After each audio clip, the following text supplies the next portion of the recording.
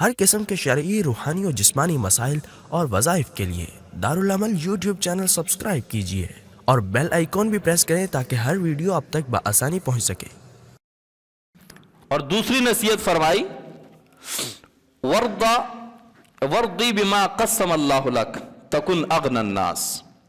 لوگ جتنا اللہ نے دیا ہے، جتنا اللہ نے دیا ہے اس پر راضی ہو جاؤ، تم سب سے بڑے غنی بن جاؤ گے۔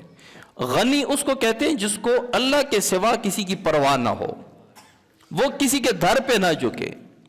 جو ایک رب کے در پہ جھکتا ہے وہ در در پہ نہیں جھکتا، جو ایک رب کے در پہ نہیں جھکتا وہ در در پہ جھکتا ہے، وہ ہر در پہ جھکتا ہے، کیونکہ اللہ تعالیٰ اس کے لیے حاجت اور ضرورتوں کے دروازے کھول دیتا ہے کہ میرے در پہ نہیں آتا، اب تو در در پہ بھٹکے گا، اب تو ہر در پہ جائے گا، اب تو ہر ایک بندے کی منت سماجت کرے گا، ہر ایک کے ساتھ تو تما لگائے گا۔ جتنا اللہ نے دیا ہے، جتنی صحت دی ہے اس پہ راضی ہو جاؤ، جتنی اولاد دی ہے اس پہ راضی ہو جاؤ، جتنا مال دیا ہے اس پہ راضی ہو، جو شکل و صورت دی ہے اس پہ راضی ہو جاؤ، جو حالات آپ کے اوپر آئیں اس پہ راضی ہو جاؤ۔ تکن اغنى الناس، تو لوگوں میں سب سے بڑا غنی بن جائے گا۔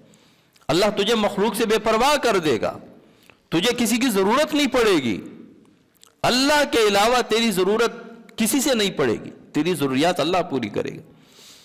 اور اس کے ضمن میں ایک خوبصورت بات ہے، آج اگر آپ اللہ کی تھوڑے رزق پر راضی ہو جاؤ گے، قیامت والے دن اللہ تعالیٰ آپ کے تھوڑے عمر پر راضی ہو جائے۔ اگر آپ اللہ تعالیٰ کے اس تھوڑے رزق پر راضی نہیں ہوں گے تو اللہ تعالیٰ آپ کے تھوڑے عمر پر راضی نہیں ہوں گے۔